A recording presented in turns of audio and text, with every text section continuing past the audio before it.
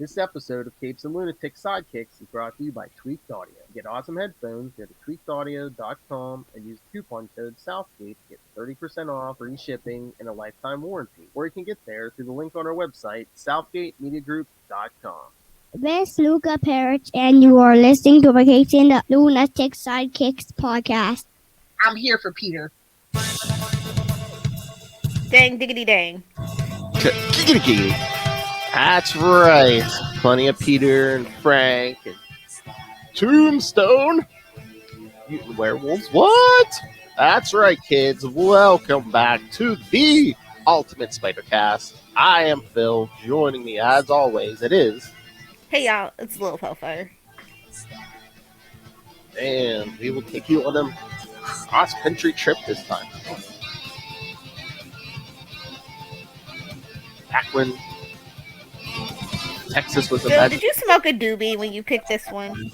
Smoked the doobie? No. Why? This one's off the rails. Oh, you know we like the weird ones here. We're all a little mad here. Yes, I know. Exactly. He's putting the lunatics in Capes and Lunatics, y'all. You know, we needed something Punisher. We like the wacky, so here we are. All right, so pull up some synopses here. Yes, because we are covering Spectacular Spider-Man 140 through 143. Buckle up and load up your thwipping spider fluid, because it's gonna be a long one. Whoa. All right, so first one, Spectacular Spider-Man 140. I love that cover. Rendezvous with Death. July 1988. Of course, written by Jerry Conway, killer of Gwen Stacy. Conway! Hey, the creator of The Punisher. Sal Buscema, artist, so you know someone getting... We're going to get a good right hook in this one. Someone getting right hooked, yeah. So yeah, July 1998, Killzone. Yeah, and that just gave me like that really crappy Punisher movie, the Warzone one. I'm just like, oh god. Every 2 seconds, see that shot of like the camera going through the sewer. Exactly. Ah, good lord! Look, he's the Punisher. He has a skull on his knife. So here we go. Spider-Man watches outside the hospital room of Joe Robertson. Remember that about a month ago? He got his back broken. And that in a good way? Hey-oh!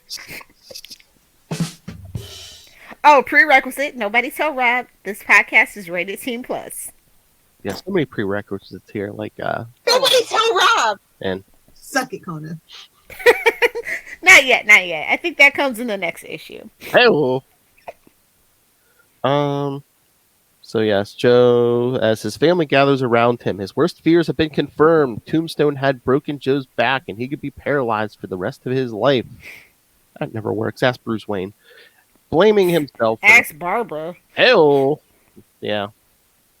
Blaming himself for not being there in time to stop Tombstone, Spider-Man slips into a nearby alley to change back into Peter Parker. He then joins the other members of the Daily Bugle staff that are waiting outside of Joe's hospital room. Peter notes how sad J. Jonah Jameson looks, a show of emotion that the Bugle's publisher rarely displays.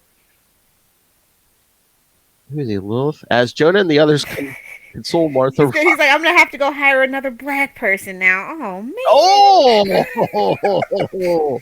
I was just getting used to this one. Oh, man! Don't at me. It's a joke. It's a parody here. Satire and parody. Peter asks, they're consoling the family. Peter asks Ben Urich what the doctors are saying about Joe's condition. Urich informs him that the doctors fear that Joe might not be able to walk again. This upsets Peter, who has known Joe since he was a teenager. Wait, what? Is he confusing him with Betty? Hell. No, not that backbreaker, Will. Nice.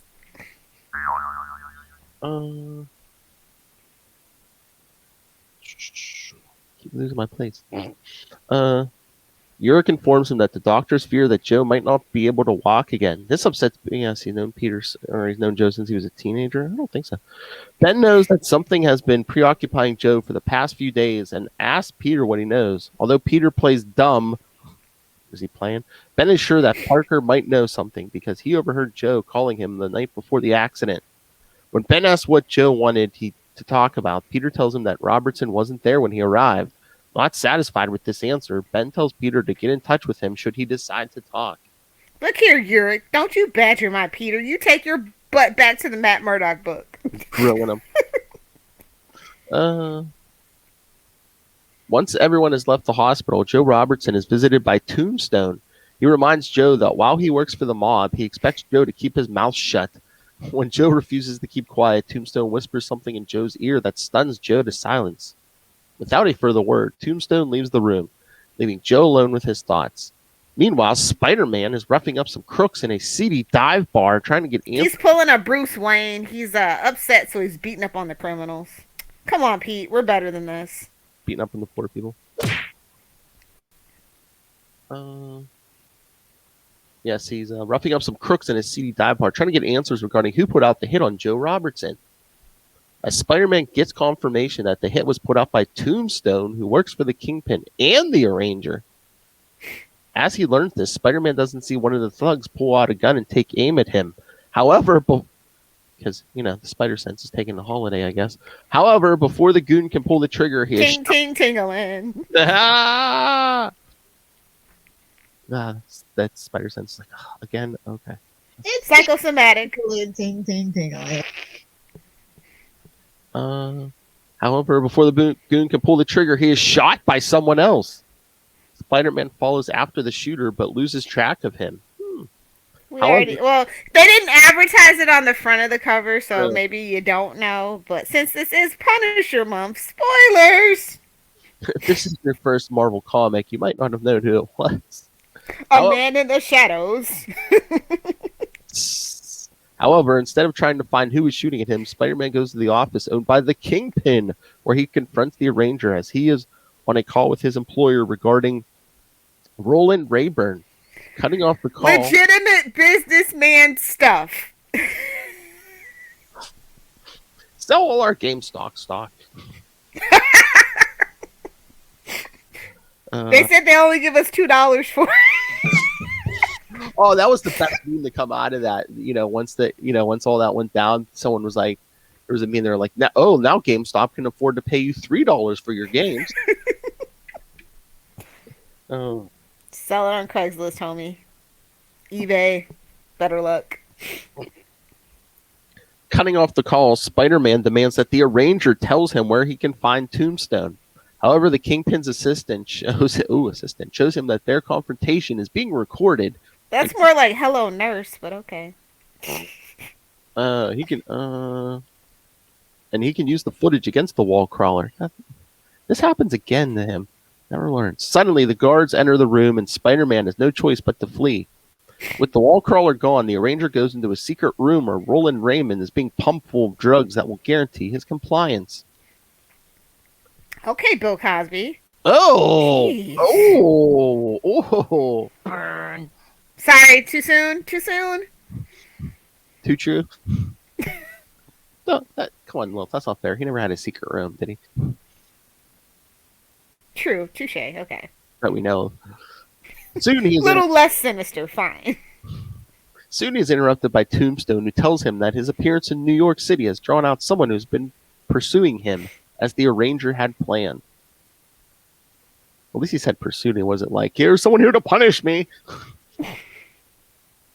The next day, Peter Parker and his wife Mary Jane pay a visit to the Robertsons at the hospital.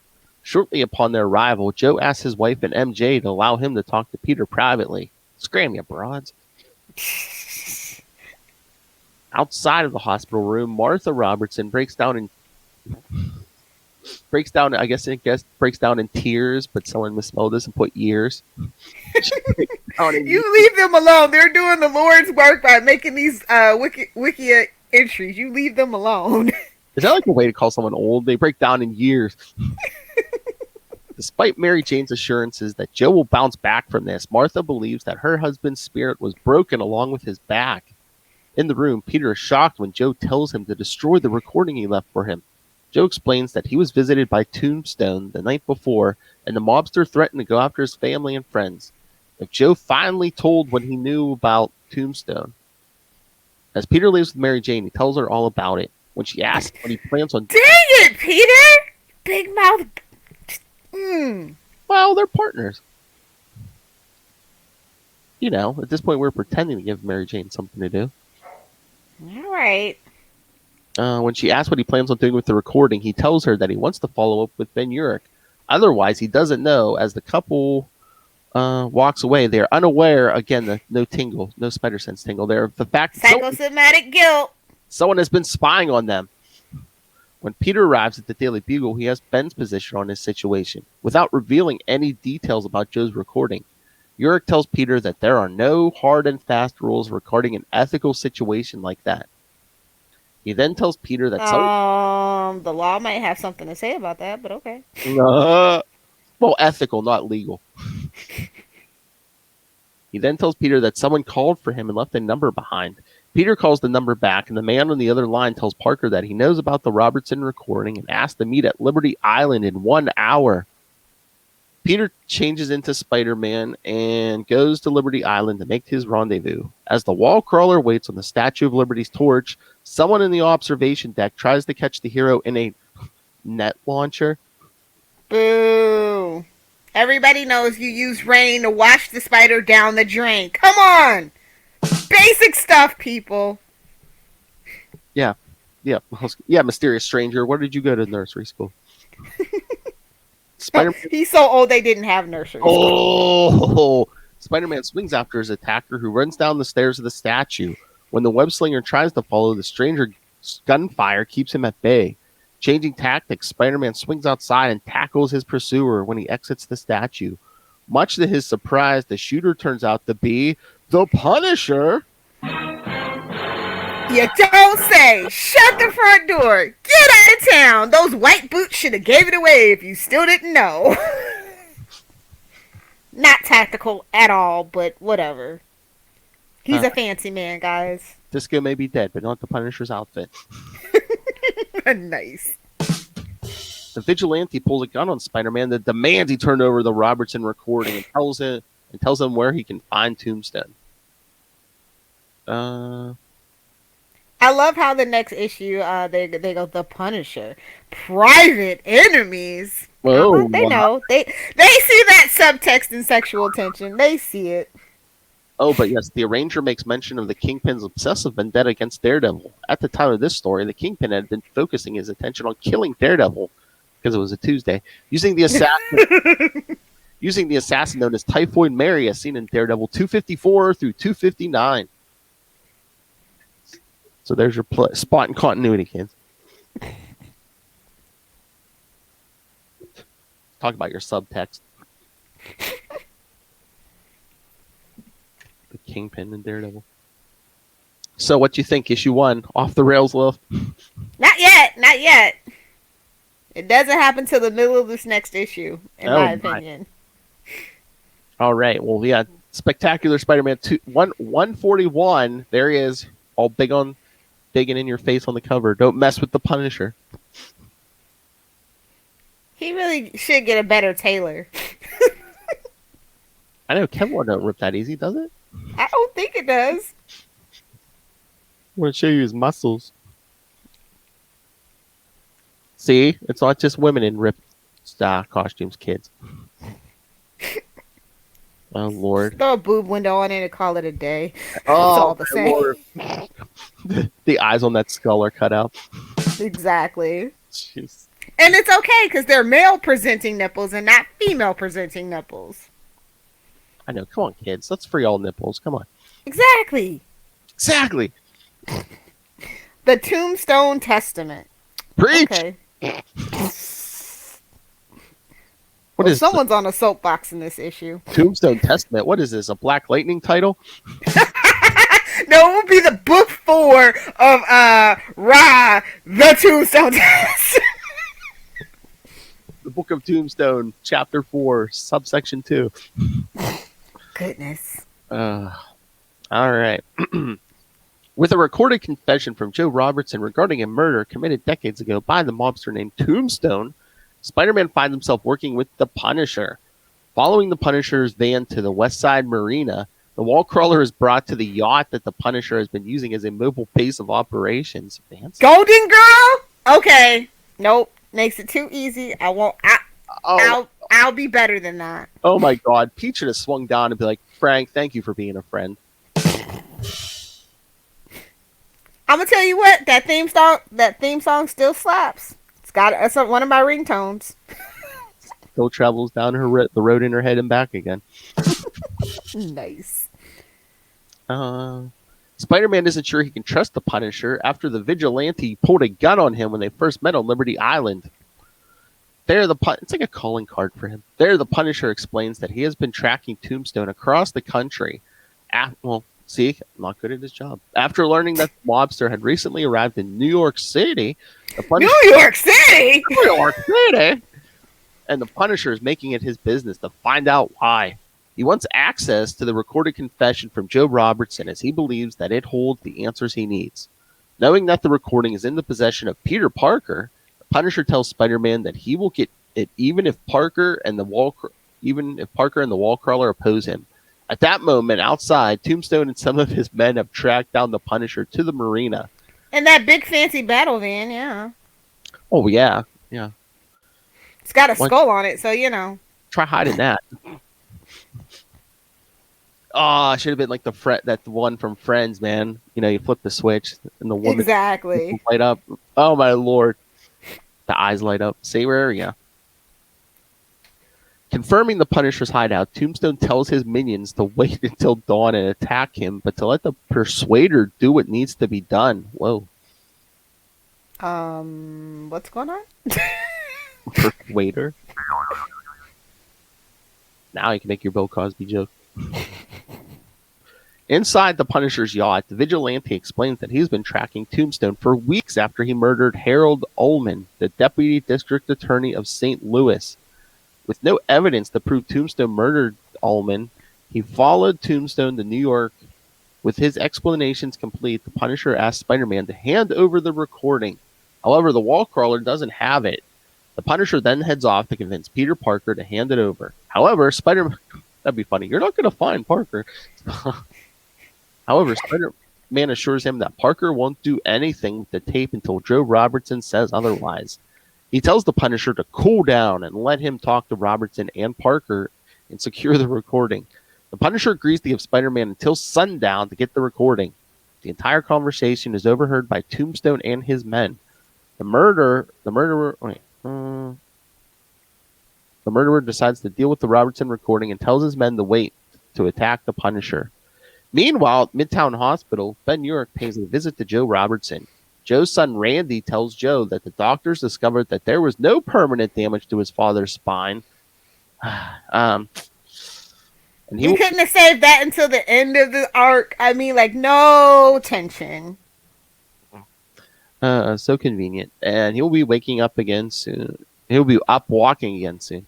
Asking to speak to Joe in private, Ben asks him for the location of his recording. Joe tries to pretend like he doesn't know what Urich is talking about. However, Ben knows better. Urich lays out all the clues that prove his point. He understands Joe is afraid, but tells him to talk. However, Joe remains silent, and Urich leaves, telling Joe he knows where to find him when he is ready to speak. The next morning. On the Golden Girl. Whoa. Blanche? The next morning, the Punisher is cooking breakfast on his yacht.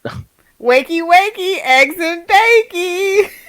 How'd you like that scene, Lilith? He was just like wearing a towel. I know. I'm just like, well, excuse me then. That's what Lilith wants to see at breakfast. Frank Castle and just a towel around his waist. As long as he cooks me breakfast and leaves, yeah, that's fine. Hey-oh. There you go. You need a boat, Lilith. You can just throw him overboard when you. I told you. Every time I think about that, something bad happens, so I can't have one right now. I can't be a real pirate. Arr. All right, that calls for it. Pirates, arg! Ooh, a gun in a towel. Now we're talking. Hell. Where was it under? Where that gun under his towel, Lilith? Hell. Might have been in his prison purse. I don't know. Oh. I don't know where it came from. It was either from the prison purse or it was hanging on something. It's in his prison purse. This is a nice little action scene. But yeah, Tombstone's men attempt to ambush him. However, the vigilante is ready for them and kills all but one. I love when he throws like the hot bacon on the guy's face. What a waste of butter. Oh. What How dare you defile bacon like that? You're dead to me, Frank.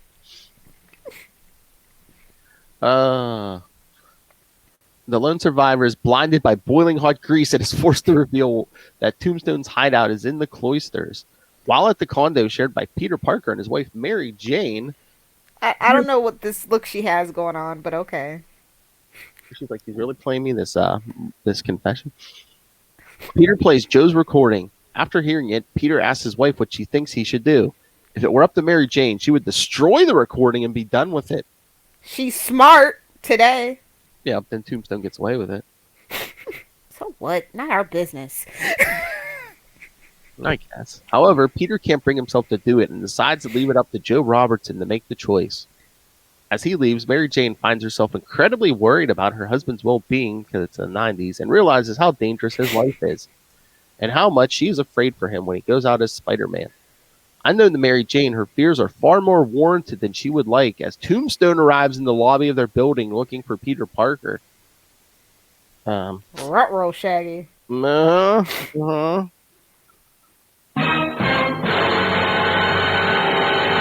doorman. I mean, he's just walking around town like that. He looks like a damn zombie White Walker. Like, come on. Nobody's gonna tell you nothing. Zombie. Tapping my way downtown. No, they're driving in the battle van. It's fine. It's the gas guzzler. Soon the Punisher arrives at the cloisters and discovers that it is under armed guard. He takes out the two guards at the gate with a silenced pistol and leaps over the wall. There he is ambushed by an army of thugs. You notice Tombstone's got a lot of like redheaded henchmen? Is it just me? He likes to It's smack like the around third one we've seen. Hey, he takes in all these stepchildren. Apparently. But yeah, he leaps over the wall. He's ambushed by an army of thugs. At that same moment, Mary Jane is getting ready for a modeling shoot when she is grabbed by the hair by Tombstone. Oh, hell no. Give him the right hook, Mary Jane. Give him the baseball bat. Where's it at? Supposed to be right by the door just for this reason, ladies. Mary Jane struggles to get free, but Tombstone is too strong. The brutal killer doesn't want to hurt her any more than he has to and demands to know where he can find her husband. A few moments later, the Punisher makes short work of the guards and heads towards the old monastery, intent on putting the Punisher... I don't think the Punisher's intent on putting the Punisher down. I would assume Tombstone... At least not until later that night. Hello! So some weird random dude shows up, by the way. Rushing up to a limo, he whips open the passenger side door, expecting Tombstone. Instead, he finds the Arranger and a man in a strange costume. The Arranger... Ooh, who is it? The Arranger introduces the Punisher to Roland Raymond. Remember about a month ago? Remember that guy? Remember a month ago? Yeah, that's the guy Tombstone was smacking around saying you're going to work for the Arranger now. Who has taken on the costume identity of the Persuader. At that, the Persuader uses his mutant powers, let's blame it on the mutants, to influence people to take control of the Punisher. Stinking filthy muties. The Punisher tries to resist. The Persuader unleashes the full fury of his power, causing the Punisher to keel over in pain. While at that moment, Peter is telling Joe to come forward with his confession, regardless of how afraid he is. However, Joe can't bring himself to do it. Suddenly, a nurse enters the room and tells Peter that his wife, Mary Jane, has just been rushed to the hospital and has been hurt. As Peter rushes out of the room to see his wife, Joe Robertson can only lay in bed and cry. And one will fall next issue.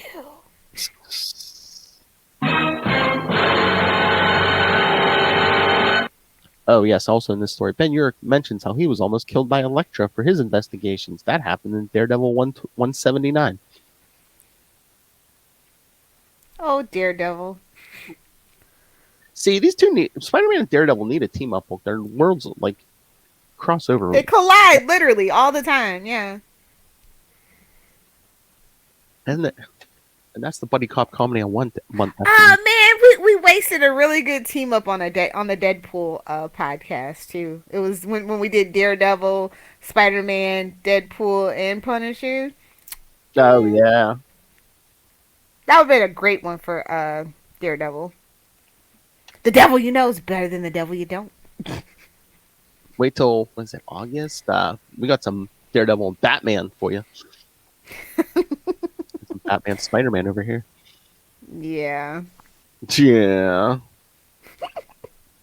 Summer annuals. Ooh boy. Well, those aren't the annuals, but we'll get some annuals too. Might as well be. Those are like some annual level antics right there. What is it? June? Atlantis is going to attack, kids. Like clockwork. Summertime. All right, so I like this cover, but come on, it's still a Spider-Man book. It's not the Tombstone book, so Tombstone just standing on a girder, hanging Spider-Man off the boat. Action in Atlanta? Oh my Atlanta! Have these people ever been to Atlanta? Because this is not what Atlanta looks like. But okay. Hey, remember when we covered those Pittsburgh issues? I mean, except for like the stadium and like the park, it was like okay. This could have been anywhere. Again, it's like I guess the artist. I guess Sal wasn't. There were reference pictures in books back then. You didn't need the internet. Just saying, kids. You had to go to the library. Oh my god. But yes, Spectacular Spider-Man 142 from September 1988. Will. That's the name of the story, kids. Will.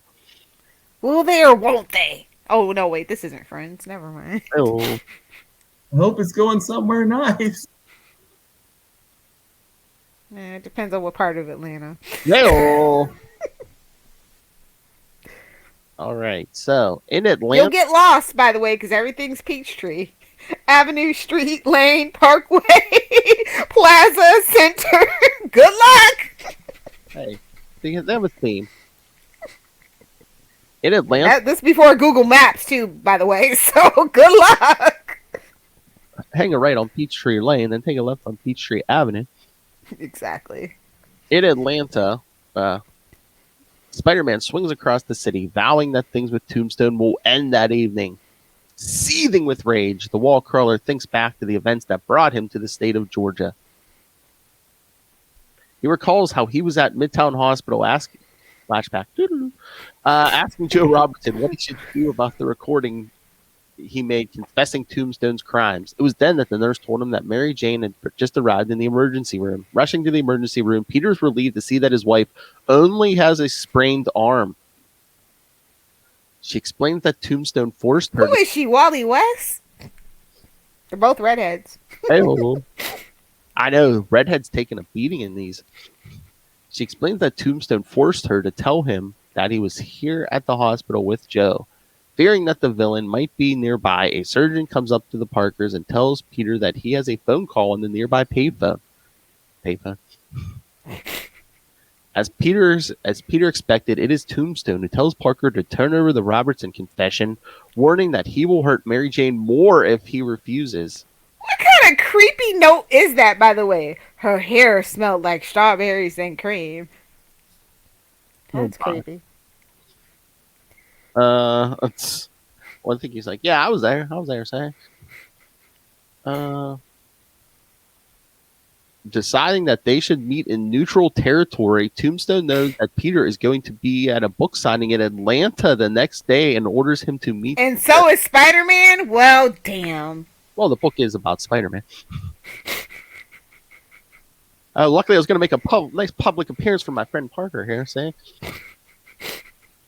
When Peter arrived in Atlanta, there was a note from Tombstone telling him to meet at Terrace Square. With his recollection over, the drugs wore off. Spider-Man heads to his rendezvous with Tombstone. He thinks about how he tried to contact the Punisher and tip him off, but couldn't find him.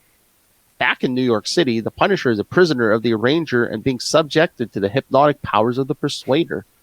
The Arranger has his men monitoring the Punisher's health and demands the Persuader give him results. Even though the Punisher is resisting his influence, the Persuader is certain that he will eventually crack the Vigilante. After one final burst, the Persuader recoils in pain. At first, the Arranger believes that his minion has failed. However, the Persuader tells him to get a good look at the Punisher, seeing that Frank Castle is in a hypnotic state. He congratulates the Persuader for a job well done. I mean, that's a little bonus for you, kid. While at Midtown Hospital, Joe Robertson is told that his back wasn't broken, only bruised and compressed. Told that he will walk again, Joe is taken through the rehabilitation therapy. As he struggles to walk, his son Randy Robertson cheers him on. Struggling to walk, Joe begins to hallucinate that Tombstone is right in front of him and threatening his family again. Unwilling to surrender anymore, Joe leaps at the apparition, which vanishes as soon as he comes into contact. Not seeing this, Randy is impressed with his father's speedy recovery. Anger, man. It works. No, Lord. Okay, so... here's a subplot that has nothing to do with this storyline, but... Yep, here we go. Hoping to get to this someday. It kind of ties into stuff we do the last Tuesday of every month. While in Lansing, Michigan, a blonde woman leaves the high school where she works. With a black headband. Yeah. They clone that headband every time, kids. Where she works and heads for her car. Suddenly, a craft carrying two armored individuals blast her car. Fleeing for her life, the woman manages to escape through a sewer pipe. As she flees, Is she Frank Castle? Oh. She knows that Peter Parker will save her because he always saves her. Well, not that one time. He's more experienced now. It's fine. He knows better than to do what he did. But that's right, kids. That blonde, Gwen Stefani. Yeah. Leave our sweet little precious Kona alone. Yeah. No doubt. I love that. I said that's the caffeine I didn't know I want now. All right, back in Atlanta, Spider-Man waits for Tombstone with the recording when suddenly the villain ambushes him, knocking the pair off the side of a construction site. While back in New York City, Joe Robertson has called his family, J. Jonah Jameson, Ben York, and Kate Cushing to his hospital room. There he makes another recorded confession of how he allowed Tombstone to get away with murder. Meanwhile, Tombstone has the upper hand against Spider-Man at first. Ultimately, Spider-Man regains his footing and begins beating Tombstone into submission. Yeah. Man, Tombstone loves those metal pipes, man. Is that like his calling card? He's like Joker Light. He demands to know why he didn't kill Joe Robertson to begin with. Spider-Man is shocked to discover that Tombstone considers Joe a friend in some sick and twisted fashion. No, thank you. No, it's sexual tension. Hey-oh. Spider-Man then strikes Tombstone with gives him the old Sal Buscema with a powerful enough blow that he goes falling off the side of the building.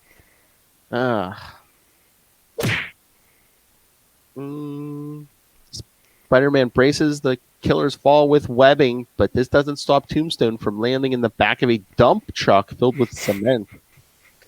Although the battle was... Because he is indeed a blockhead. Good grief, blockhead. I mean, I guess they wanted to bring him back, but wouldn't it have been ironic if that would have broken Tombstone's back?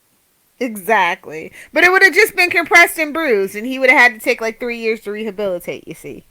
Some tea and the will to live. Hashtag never forget, never forgive. Oh my god, I still can't get over that mid-season there. Everyone's like, oh, he's going to use the Lazarus Pit. Oh, don't be ridiculous. We would never do that. Even though it would have made more sense. Yep, and we do get it in Legends, so, you know. Go figure. Although the battle is over, Spider-Man grimly thinks that the only way Tombstone will stay in prison is if Joe talks to the authorities and hopes that he does the right thing. Snitches get stitches. Ain't you learned your lesson, boy?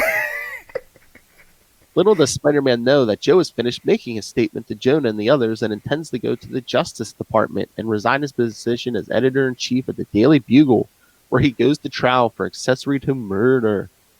Oh my god. Trash. The judge would have been like, oh yeah, you work for Jameson. Yeah, that's punishment enough just to keep your job. Basically. However, J. Jonah Jameson refuses to allow him to step down, telling him that he is expected at work the next morning. My bad. Meanwhile, the Arranger is watching the news and is disappointed to learn that about Tombstone's arrest in Atlanta. However, for his next plan, he has just the operative to carry out his orders. The Punisher is then called into his office, where the vigilante vows to kill anyone the Arranger orders him to eliminate. Deadline in Dallas. Next issue. What are we gonna do? Well, he's not competent, so don't worry about it. But yes, I want to cover the Evolutionary War someday. So yes, kids, that Gwen Stacy clone will show up in Spectacular Spider-Man Annual 8. Where they try to retcon, oh yeah, there was no clones. Yeah, Miles Moore never created clones. He just created a virus that transforms people into other people. Which is even worse. Until the 90s, when they want to crash grab and they try to retcon it back. It's murky. We'll never know the truth. Because the Jack will even tell. Don't worry, we're getting another Clone War saga, so don't worry. Maybe we'll actually answer it this time. Well, how they tried to retcon it? The Jack will tell Spider-Man, "You really think the High Evolutionary would told you the truth, kid?" Exactly. What's his dubiousness? Yes. Really? You're gonna trust a guy called the High Evolutionary? I mean, high is right in the name. Wearing purple armor, he must be high. So now it's the Persuader versus the Punisher. Ugh. Death in Dallas. Well, so we're gonna have a big battle in Dallas. Well, at least we know we won't see Ted Cruz. It's not snowing. He's home. Oh, looks pretty nice out. He's soaking up all the taxpayer money. Yeah. Oh my lord, he was at Saturday Night Live last night. They were like showing a video, was he at CPAC or some appearance, and he was making Cancun jokes, and Colin Jost is even like, no, you don't do that. You're not allowed to do that. That's not yours. That's for the rest of us, not you. So we open this issue on the Golden Girl. Like, I think all issues of Punisher should just open up on a boat. I think that's what I've decided. We need to bring this boat back. Deadpool needs this boat. Oh, when Deadpool and Punisher do their team up, they have to have this boat.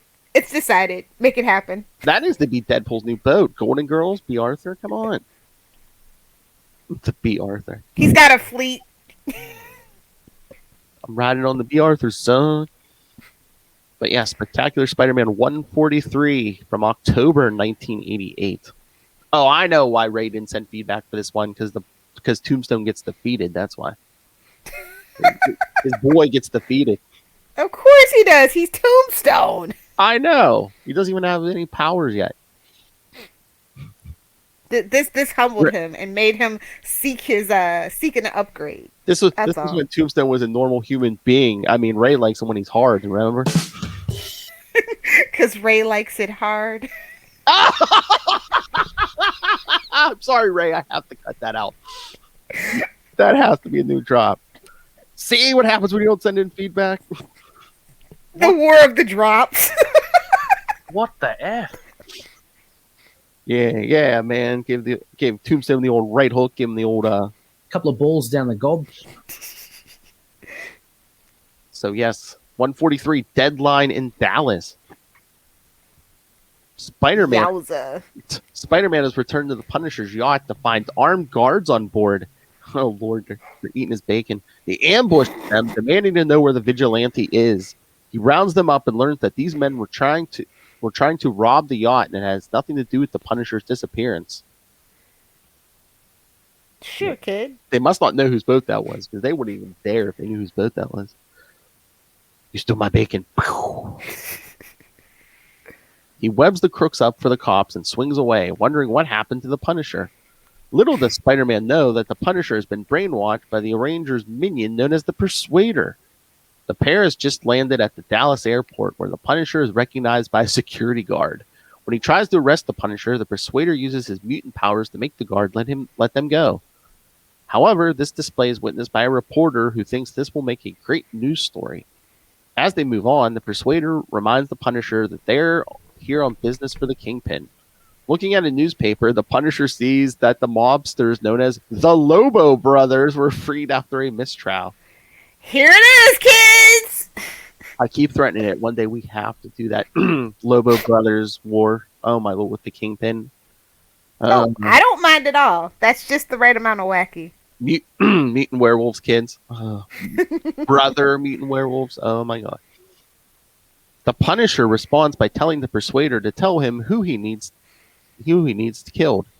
Back in New York City, the Arranger meets with the Kingpin and goes over his current plans. He explains how he hired Tombstone to procure Ronald. Oh my! Somebody had DC on the brain to procure Ronald Raymond. Poor Ronnie. They wouldn't drag poor Ronnie Raymond into this. Hasn't he suffered enough? Ronald Raymond. A mutant with the power of persuasion. No, I think he's molecular. With Raymond, they brainwashed the Punisher into their service to assassinate the Lobo Brothers, Texas drug dealers he fears will soon become competition on the New York scene. However, the Kingpin is not interested, reminding the Arranger that he doesn't care about his organization's day-to-day. Oh, you're going to care soon about the day-to-day business, as he has focused all his efforts on destroying Daredevil. Again, sexual tension. I mean, he sends like Typhoid Mary to break up his relationship. I mean, there is sexual tension there. Oh yeah, no doubt.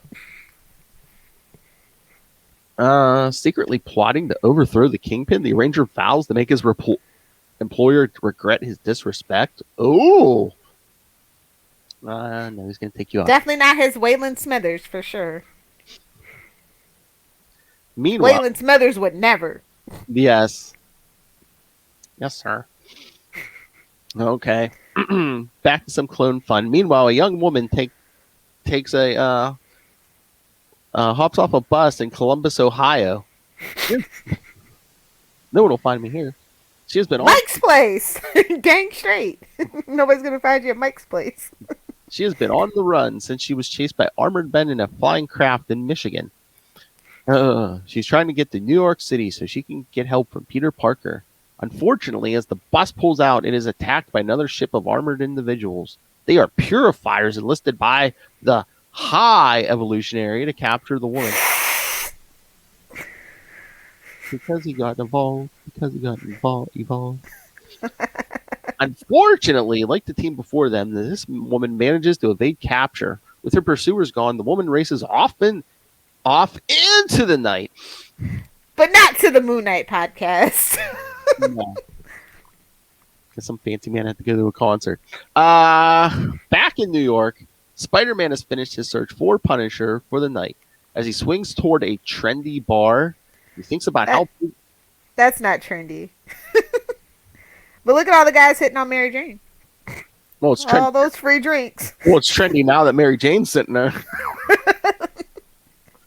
He thinks about how busy his life has gotten lately with the publication of his book Webs and subsequent book tour, as well as Mary Jane's recent kidnapping at the hands of Jonathan Caesar. There's our continuity, kids. Oh, boy. Remember the locked room, kids? Sticks and stone? Yeah. Changing back into Peter Parker, the hero joins his wife just as she is turning down a group of men trying to pick her up at the bar. Never trust those stockbrokers, that's for sure. Oh, Lord. I'm looking for it's gonna look like the trading room floor in her bedroom if they have their way. Jesus. She assures Peter that he has nothing to be jealous about as they are happily married. Have you never seen Wolf of Wall Street? Margot Robbie. Peter's in the middle of telling Mary Jane how he goes back to about going back to school when they catch a news Oh Lord, just leave it alone, Peter. You're never gonna get that PhD. They gotta keep him busy every couple of years. But he sees a news report about the Punisher being sighted in Texas. Gotta go. Seeing this, Peter decides to go to Texas right away, much to the annoyance of Mary Jane. In Texas, the Punisher has come to Herdling Refinery Company, a front for the Lobo brothers' illegal drug smuggling. There he decides to set an example by gunning down the guards and blowing up the facility. The next morning... Oh, look, he's competent. Well, he's hypnotized. At the wrong time. He's hypnotized. Exactly. The next morning, Peter uses his press agent to get him an appearance in Texas for his book Webs in order to search for the Punisher. Oh, look, he's going to make some bucks while he's here. Come on, Mary Jane's got crowds of guys, stockbrokers clamoring at her, at her knees. He's got to bring in that money somehow. That's right, kids. Wouldn't want Bruce to show up and give her a new car or anything. In 1988, King of the Selfies was King of the Book Tour. Did they ever make that book real? I feel like they should have if they didn't. I don't think they did, as far as I know. But yeah, all it was like a bunch of pictures and maybe, here, this is when I... they could have made it like that hyper-realistic cover. All the pictures could have kind of been like in that vein. Exactly. I'd still buy it. All it has to basically be is pictures. I mean, he literally does have a Christmas album. Seriously. All he needs is a couple little captions at the bottom. Here's the first battle between Spider-Man and the Sandman when he vacuumed him up into a vacuum cleaner. When they're really truly desperate for Spider-Man content, that's when they'll do it. I did not take that picture at all. As he arrives in town, he reads about the Punisher's attack on the refinery. He asks his agent about the Lobo brothers and learns they appeared in South Texas about a year before and quickly rose in the ranks and became big-time drug dealers in the state. Trying to secure themselves, they had just recently set themselves up in a mansion in Grapevine Lake. Soon, ooh, fancy. That drug money. Peter is at a book signing and is soon able to take a break so he can change into Spider-Man and search for the Punisher. He goes to the Lobo brothers' mansion in Grapevine Lake. When he arrives, he is too late to stop the Punisher and the Persuader from forcing themselves onto the property and killing the Lobo's guards. When the Lobo brothers mention the Kingpin, it begins confusing the Punisher. However, before he can kill the brothers, Spider-Man leaps in to stop the Punisher. However, a stray shot manages to go off, striking Carlos Lobo in the shoulder. And those hairy shoulders. Well, they're werewolves. Come on. During the struggle, the Punisher throws Spider-Man into the Lobo's in-ground pool and attempts to drown him. During the confusion, the Lobo brothers manage to... See, now he gets it. He's being competent. You use water to kill spiders. It's right there in the nursery rhyme. Spider-Man manages to struggle free, but is later grazed by a bullet by one of the Kingpin's gunmen. Man, that Spider Sense really took a vacation this Psychosomatic.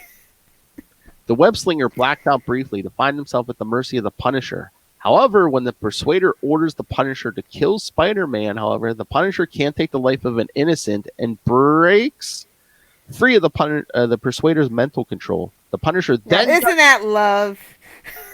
Oh, yeah. Spider-Man breaks the spell on Frank. He then guns down the Persuader and his gunman.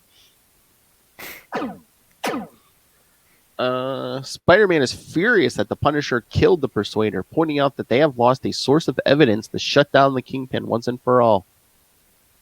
Leave it to Matt. He'll get to it eventually. Or at least try. Seriously. However, the Punisher isn't interested in Spider-Man's morality and tells the hero that he will deal with the Kingpin in his own way sometime soon.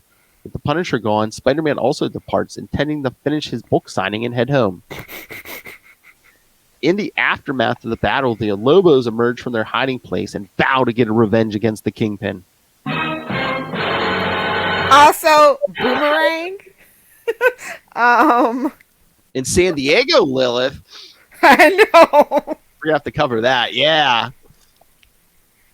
See how accurate San Diego is. Well, let's see, it's the 80s. They were doing the con. I think that actually might be pretty accurate because they were doing cons for a really long time. So I just remember yachts and stuff. we out on the bay. Inside, it's actually pretty low key. Like the skyline's not as nice as you'd think it'd be. Actually, to be off the water. Just saying. Well, it's a boomerang story. We'll come back around to it eventually. Hey-o. Hello. So yeah, like I love Robbie as much as the next person, but you know Tombstone's not my cup of tea. I didn't need all this backstory, all these shenanigans with Tombstone.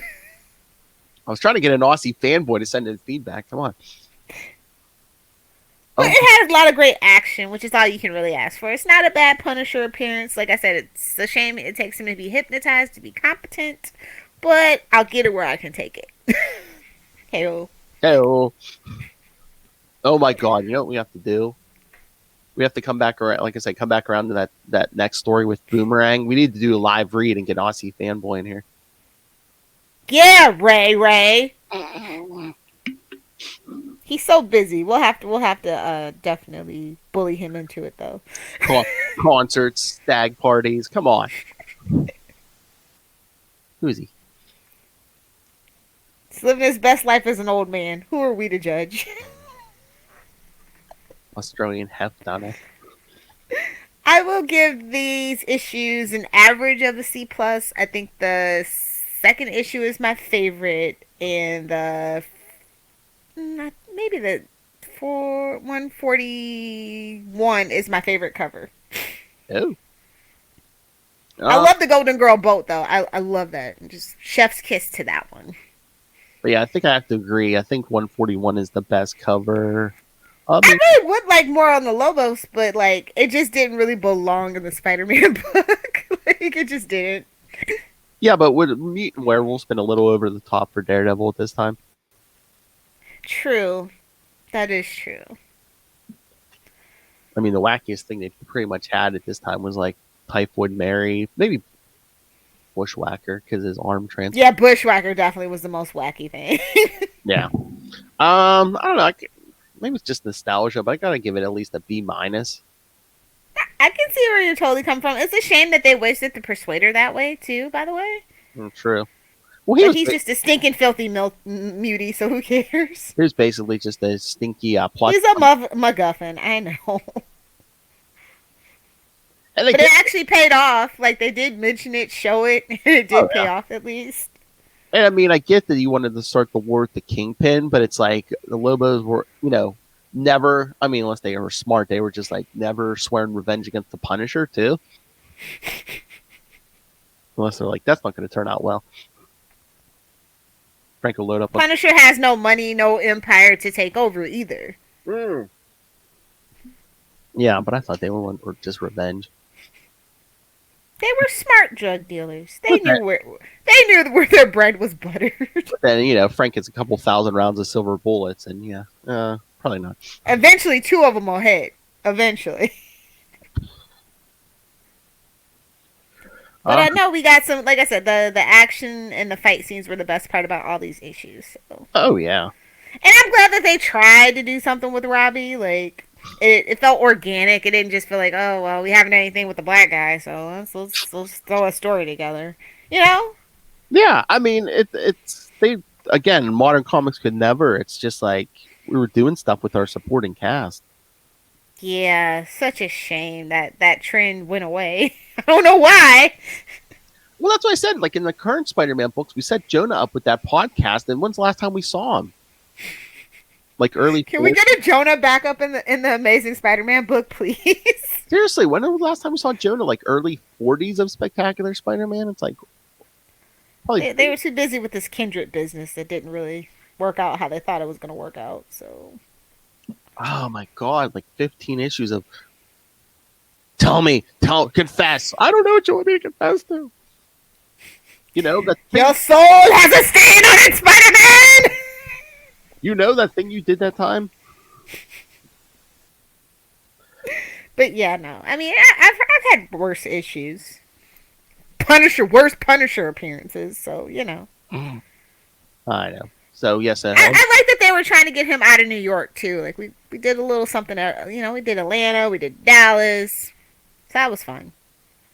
Do you think some of that is because this was written by Jerry Conway, who created the Punisher? Absolutely, he wanted his shekel. And He again, drew this out. He wanted his shekel. if you don't want superheroes interfering in your executions, yeah, you're not going to. Stay out of New York. You're absolutely right. That's the smartest thing that's ever happened in a Spider-Man book. Seriously. Had Tombstone and Punisher stayed in Texas, Spider-Man never would have known. Been in like a headline on page 6. Exactly. All right, so should we tell the kiddies what's coming up next? Give them their homework. All right, one more week of Punisher. Next week, Amazing Spider-Man 330 and 331 with Eric Larson. Who are they fighting? The U.S. government. What? And so that's right. So then the week after that, that's right. We're already at a sausage fest. It's 3 of them, and it's so out of hand. For the trial of Peter Parker. That's right. Oh, don't act like you don't like multiple sausage loaf. Touche, Philip. Dr. Lilith. Nobody tell Rob. Sausage. Sausage. Hey, we put on a pretty decent show in that Scarlet Spider week. That was just a I really know. package. That was just a really nice package. That's right, Ray. All right, so yeah, send your thoughts on both of those, and then so Ray, send your feedback for this time. We'll read it next time. So yes, email us capesandlunatics@gmail.com or call the voicemail 614-382-2737. That's 614-38-capes. And remember, follow. I heard you could even leave video now. Oh, so- yes. Video feedback, Ray. Drunken feedback from the concert, Ray. Do it. Swear to me. But yes, follow Ultimate Spider Cast on Facebook, Twitter. You can find links to all the various shows, social medias, links to this YouTube channel, links to our Patreon. Boob windows and log boxes are coming, people. Incoming. In your face. Links to merch. Stay hydrated. That's right. Nobody has to know what you're drinking on your Zoom meeting. Everything all in one place. That's Linktree, linktr.ee/capesandlunatics. And remember to support the sponsors. Tweaked Audio. Get yourself some headphones for crystal clear audio. Hear that bacon sizzle on a Skell's face. And be like Frank, hunt a killer. But that's hopefully be competent. Don't have to kill them, just hunt them, kids. Solve that escape room in a box that's delivered to your house. That's right. Stay home. In the middle of a pandemic. And Allegedly. yeah, I know. Speaking of, stay home and read Pod Life the book, now in digital and paperback. Yeah, everybody started a podcast at the beginning of the pandemic. I wonder how many people are still doing their podcast. I know, I wonder. Just those famous people. Come on. So yes, if you want to learn about podcasting, read the stories of podcasters and Pod Life the book from expert podcasters and Of course, Rob Southgate. What did you say? That mastermind in the shadows himself. That's right, because you can pick up that book in Amazon, and when you do, use the link for Southgate Media Group right down there in the show notes. Help us support this show, the network, and that kingpin himself. that mutant werewolf himself, Rob Master Southgate. Make it rain. So says Master Do. You're weak sauce. Why did your eye drift over to my box? Mark my words. All right, Lilith. If you nerds want to hang out with me on the interwebs, you can find me on Twitter at Lilith Hellfire, on the gram at Lilith Hellfire 86, but for some 18 plus spicy memes at Lilith Hellfire 69 on TikTok and the gram. Gimme. Be gentle with me. I'm about to get it as well. All y'all can just shut the hell up. Bye, Felicia. Yes, bye, Bye, Gwen. Stefani. We got, Hello, Megan. Ah, that's for DC. I know, hello, Megan, and bye, Felicia. All right, kitties. Again, thank you for joining us.